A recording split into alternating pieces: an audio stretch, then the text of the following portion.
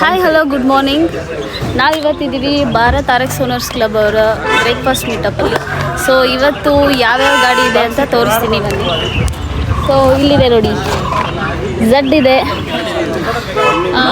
ಶ್ರೀವಾಸ್ತವ್ ಅವ್ರೆ ನಮಸ್ಕಾರ ಗುರುವೇ.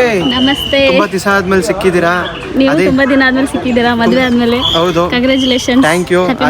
ಅದೇ ತರ ನಮ್ಮ ಫ್ರೆಂಡ್ ರೋಹಿತ್ ಅವರಿದ್ದಾರೆ, ಅಭಿಷೇಕ್ ಅವರಿದ್ದಾರೆ. Hi hi.